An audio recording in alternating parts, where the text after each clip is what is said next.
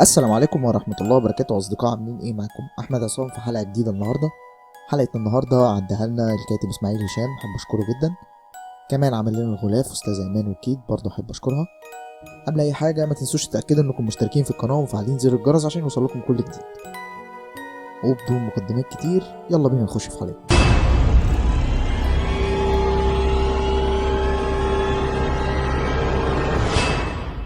الفضول ممكن يوصل صاحبه للجنون أو يمكن كمان الموت.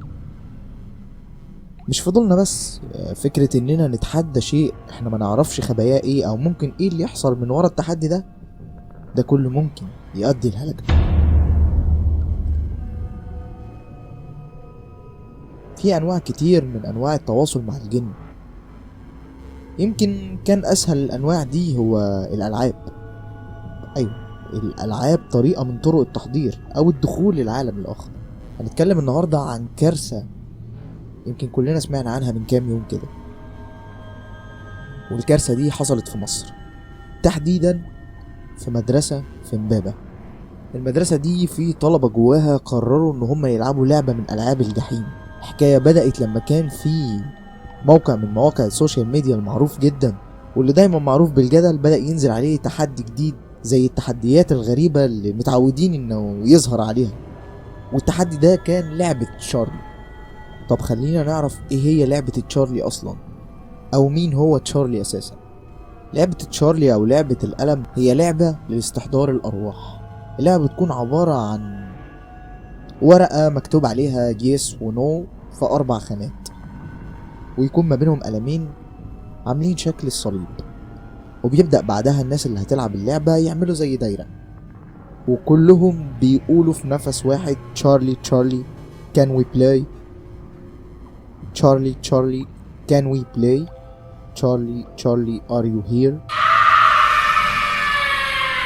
هما المفروض بيستدعوا روح شخص اسمه تشارلي، وبالطريقة دي هما بيحاولوا انهم يخلوه يجي.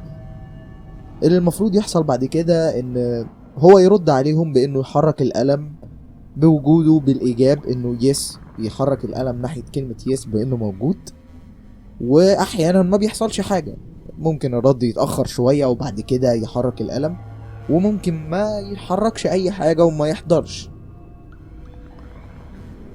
لكن لو القلم اتحرك ليس بقى روحه موجود معاهم، والمفروض صاحب اللعبة او اللي بدأها يسأل اسئلة والقلم يا اما بيروح على يس يا اما بيروح على نو. بس من اهم قواعد اللعبة انك لازم تقفلها، لانها لو فضلت مفتوحة فانت كده معرفتش تصرف الروح اللي حضرتها. وهنا بيبدأوا يقولوا الجملة عشان يقدروا منها ينهوا اللعبة دي، وهي تشارلي تشارلي كان وي ستوب. هو بمعنى ان تشارلي هل ممكن نوقف ده، لكن هل اللعبة بتخلص لحد كده؟ لا، لازم القلم يتحرك عند يس ويوافق ان هم يوقفوا، وساعتها نقدر نقولك انك فلتت بسلام من اللعبة دي. وفي قصص بتقول انهم احيانا كانوا بيسألوا تشارلي وتشارلي نفسه ما كانش بيوافق ان هم يوقفوا، وكان القلم بيتحرك ناحية نو.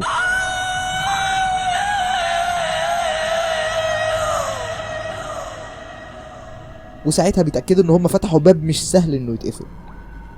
طب مين تشارلي؟ في اساطير وقصص كتير جدا اتقالت حوالين الموضوع ده. يعني مثلا ان تشارلي ده شخصية كانت موجودة فعلا، لكن شخصية مكروهة والكل بيبعد عنها، وانه كان بيتعامل معاملة سيئة جدا، احتمال توصل للضرب. ده طبعا غير التنمر اللي كان بيحصل عليه، زي باختلاف لون عينيه. كان عنده عينين بألوان مختلفة، عين لونها احمر وعين لونها اسود. وفضل كده لحد ما مات تشارلي. وبفضل يتقال ان اي شخص بيحاول يخش العالم الاشباح او يحاول يتواصل مع اي حد من العالم الاخر، تشارلي بيظهر له عشان ينتقم منه. ومن هنا جت لعبة تشارلي. في ناس كمان بتقول ان ده اصلا مش بني ادم، وان ده كائن شيطاني، وان الشيطان بيخدع الاطفال عن طريق اللعبة دي عشان ياخد روحهم او اللي بيعجبهم بيلبسوه. الكلام ده اتقال تحديدا في امريكا، وهناك تم تحريم اللعبة دي تماما.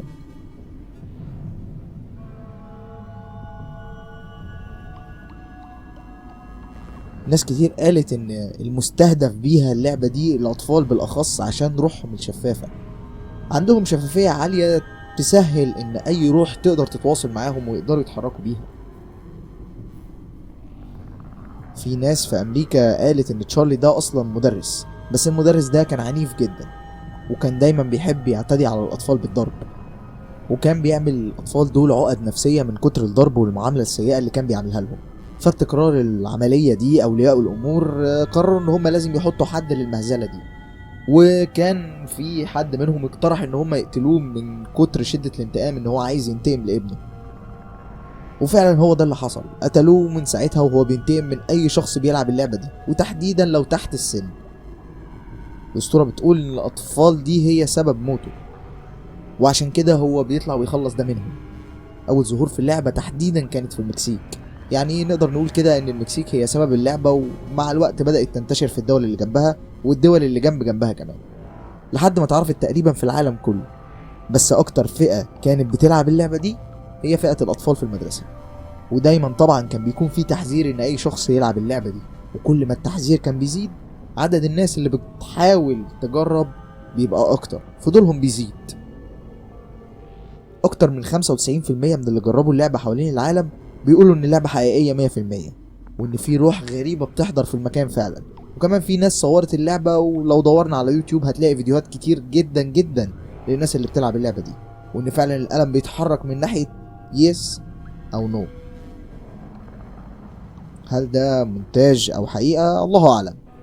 من ضمن القصص اللي اتقالت على اللعبة دي كان في بنت بتقول ان هي دايما بتسمع عن اللعبة دي وانها مخيفة وانها ما ينفعش تتلعب، لكن الفضول كان بيزيد وقررت ان هي تلعب اللعبة دي. كلمت اختها عن الموضوع وكانت متشوقة جدا ليها. استنوا بالليل لما الاب والام ناموا وبدأوا يعملوا قواعد اللعبة ويجيبوا الورقة ويكتبوا فيها يس ونو والقلمين، وبدأت تقول الجملة المعهودة تشارلي تشارلي ار يو هير، ومفيش ثواني والقلم اتحرك بطريقة سريعة جدا ومخيفة لكلمة يس.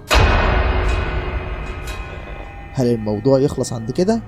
لا، باب الأوضة بتاعتهم كان مقفول عليهم بدأ يفتح، وعملوا أكبر غلطة، سابوا اللعبة من غير ما يقفلوها وراحوا لمامتهم وهم بيصوتوا. دور الأم طبعا إن هي تهديهم ورجعوا الأوضة تاني. الموضوع هدي نوعا ما لحد ما بتوصل الساعة 3 الفجر. واحدة من الإخوات ماسكة التليفون وبتلعب عادي وتقريبا نسيت الموضوع. بتقول فجأة شافت ظل قدامها وبصت من الناحية اللي فيها الظل دي. بتقول إن هي شافت راجل رفيع بيضحك بطريقة مرعبة ومخيفة. البنت بتشوف المنظر ده وبتروح لمامتها مرة تانية وهي بتعيط وتصرخ، وقالت إنها مش هتلعب الألعاب دي تاني وهي مش قدها، والموضوع بتاعها انتهى على كده. في قصة تانية لشاب بيقول إن هو قرر يلعب اللعبة هو واتنين من صحابه، وبيحبوا الحاجات اللي فيها رعب وبيحبوا المغامرة من الآخر. استغل إن أهله مسافرين واتصل بصحابه عشان يلعبوا اللعبة دي، وبدأوا يلعبوا اللعبة بنفس التفاصيل، وبدأوا يسألوا اللعبة والدنيا كانت حلوة وقفلوا اللعبة وخلاص والموضوع خلص، وأصحابه بيمشوا وهو بيقعد في البيت لوحده. بيقول الشاب ده وهو قاعد لوحده إن هو بدأ يسمع صوت طفل صغير بيبكي. بفكرك إن هو لوحده كان عمال يقول لنفسه إن دي هلاوس أو مش حقيقة تأثير اللعبة، لكن الصوت كان بيعلى أكتر وأكتر وكأنه بيثبت إن هو حقيقة.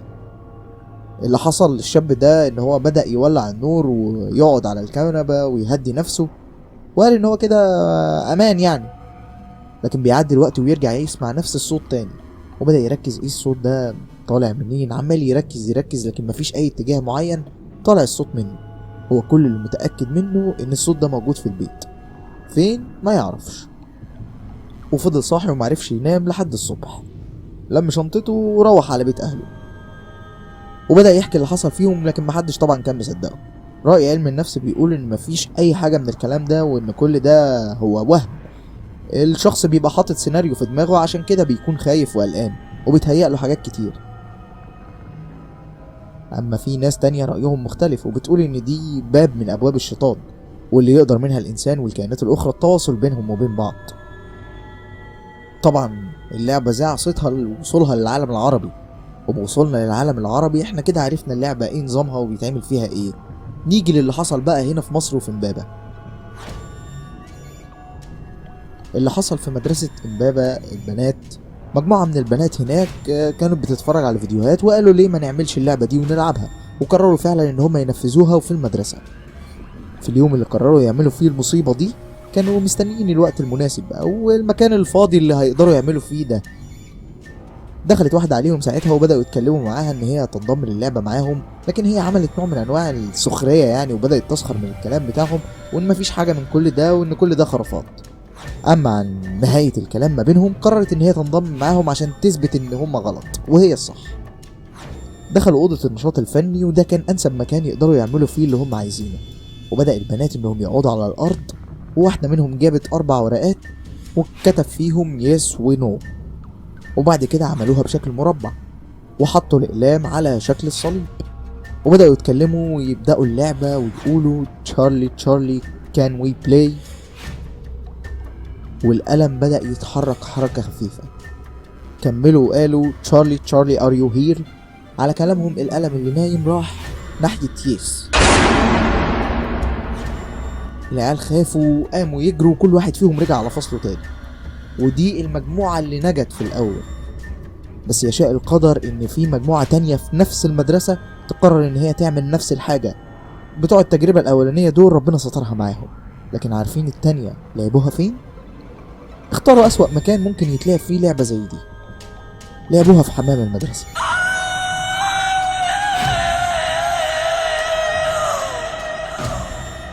البنات دي دخلت وعملت نفس الحاجة اللي عملوها البنات الاولانيين، لكنهم حبوا يزودوا شوية حاجات من عندهم، يحطوا سسبنس زيادة للموضوع زي ما بيقولوا.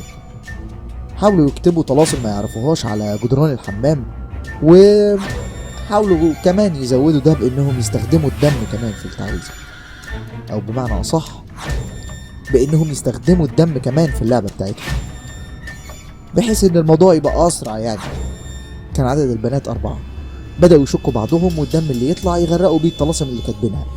واحدة فيهم وتقريبا دي القائدة بتاعتهم او صاحبة الفكرة تقريبا كانت بتعور نفسها بطريقة غريبة وتجرح نفسها بشكل صليب.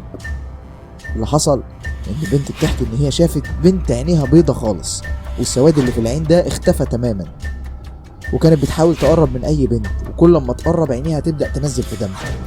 من ناحية تانية مدرس من مدرسين المدرسة بدأ يسمع اصوات غريبة جاية من الحمام ويفكر قبل ما يدخل لان ده طبعا حمام بنات، لكن قرر في الاخر ان هو يدخل ودخل على المنظر ده قدامه. طلاسم مكتوبة في الحمام، بنات معورة نفسها شكلها غريب، لكن بيقول انا ما شفتش البنت اللي حكت عليها، وبدأ يزعق فيهم وايه اللي انتوا بتعملوه ده وان ده حرام. واللي حصل من البنات دي انهم اتجمعوا حواليه وضربوا المدرس، وهو ما استحملش كمية الضربات دي ووقع على الارض. طبعا ده حالة غريبة ليهم، هم اكيد ما كانوش قاصدين يعملوا ده. بنتين منهم اغمى عليهم وواحدة جريت وبدأت تصوت، والتانية كأنها حد متحكم فيها، وبدأت تتحرك وتخرج على الفصول ودخلت فصل معين وتبص عليه بطريقة غريبة، وبدأت تجري ورا الطلاب وعايزة تموتهم. قربت من واحدة يعتبر من ضمن أصدقائها، لكنها في الآخر أغمى عليها وصحت لقت البنت بره الفصل. وبدأ صوت الصويت يزيد أكتر في حوش المدرسة. كان ال4 واقفين في الحوش وبدأت المدرسة تتجمع، لكن كلهم كانوا شبه خايفين. البنات كان شكلها مرعب. الطلاب اللي هناك حلفوا ان النني بتاع عينيها كان عمال يتحرك بطريقة غريبة، بطريقة مش منتظمة ومش طبيعية. فجأة وهي بتصرخ ايديها اترفعت لوحدها وكأن في شخص متحكم فيها، وبدأت تمشي ماشية غريبة شبيهة لأفلام الزومبي. حتى في تسجيلات كمان ولقاءات مع البنات دول بيحكوا نفس التفاصيل بالظبط. المدرسة في كام ثانية تحولت لصراخ من كل البنات اللي موجودة. المدرسين بدأوا يضربوا البنات دي ويحاولوا يفوقوهم من الحالة اللي هم فيها، لكن مفيش أي فايدة. أي حد كان بيقرب منهم كانوا بيحاولوا يموتوه عن طريق الخنق، وحصل كده تقريبا مع بنتين.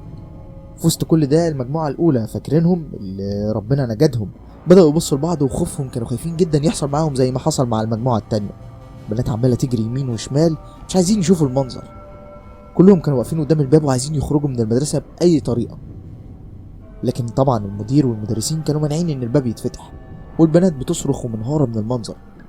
حصل بعدها ان المدرسة كان قصادها في قهوة وكان في شباب سامعين اللي بيحصل، وكان التصرف بتاعهم ان هم ينطوا من سور المدرسة وبقوا يفتحوا الباب ويخلوا البنات تخرج. والبنات خرجت وعربية الاسعاف وصلت. الناس كانوا مستغربين السويت ده جاي منين ولا ايه اللي بيحصل في المدرسة. المنطقة كلها اتقلبت مش المدرسة بس، لدرجة ان الاسم بعت لهم قوة قدام المدرسة. الناس واقفة في الشارع مستغربة وبيسألوا الطلاب ايه اللي بيحصل والسويت ده كان ليه وكده. ما كانوش بيقولوا غير كلمة واحدة: عفريت في جوه عفريت او عفريتة، صاحبتنا اتجننت، صاحبتنا بقت زومبي.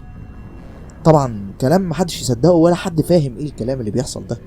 لما دخلوا الحكومة والمدرسين يفتشوا، دخلوا الحمام تحديدا، لقوا الورقة مكتوب عليها الكيس ونو، وعمال يطلع دخان في الحمام، لكن مفيش نار، مفيش اي نار حواليها، هو دخان بس.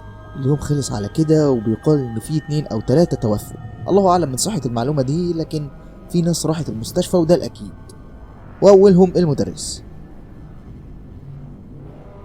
تعالوا نرجع تاني للمجموعة الاولانية. واحدة بتحكي منهم وبتقول انا روحت وكنت منهارة جدا، خوفا ان يحصل نفس اللي حصل للبنت. بتحلف ان هي نامت وشافت كل حاجة بتتعاد من اول وجديد، وكأنه فلاش باك لليوم، بس مع اختلاف ان هي كانت شايفة ظل او كائن كان واقف، مش عارفة هل هو بقى تشارلي ولا مش هو، وما كانتش عارفة ايه اللي بيحصل، سايب كل الناس وبدأ يوصلها هي بتقول ان حست ان هو بيقول لها زي تهديد ان الدور عليكم، وصحيت طبعا بصراخ وخوف، والام جريت على صوتها وبدأت تمسك ايديها وتطمنها، لكن البنت كانت في خوف مستمر وما زالت. في ناس طبعا بتقول ان كل ده تهيؤات ومفيش اي حاجة اسمها تشارلي ولا في العاب من دي اصلا. الله اعلى واعلم هل ده حصل فعلا ولا ده ايه بالظبط. بس بعيدا عن ده كله، ازاي مفيش رقابة على حاجة زي كده؟ ازاي بنات في السن ده تعمل الحاجات دي؟ ده درس عشان بيتهيألي كل واحد مننا يشوف ابنه او بنته او اخته الصغيرة، اخوه الصغير، بيتابع ايه ولا بيتعلم ايه. بلاش نسيب اخواتنا او اولادنا يتابعوا السوشيال ميديا بساعات او فترات احنا ملناش سيطرة عليها، لانها للاسف بدأت تسيطر عليهم بطريقة تضرهم، والضرر بتاعها احنا حتى مش عارفين ابعاده ايه.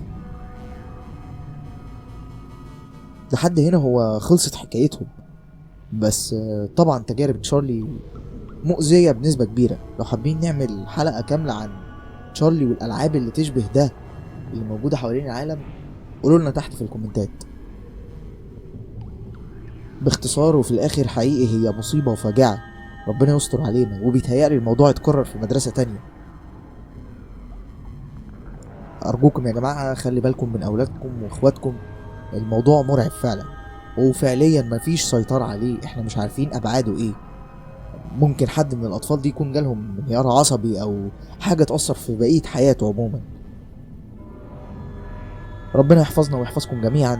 كنت أنا معاكم أحمد عصام. ما تنسوش تشتركوا في القناة وتفعلوا زر الجرس عشان يوصلكم كل جديد. حابب أشكر إسماعيل هشام لإعداده للحلقة. ما تنسوش كمان تنضموا للجروب بتاعنا، هتلاقوا اللينك بتاعه تحت في الديسكريبشن، واي حد عنده قصه حقيقيه او قصه من تاليفه وحابب انه يحكيها يقدر يبعت لي على الاكونت الشخصي برضه هتلاقوه تحت. كنت انا معاكم احمد عصام، ان شاء الله نتقابل في حلقات كتير جايه. شكرا لحسن المتابعه.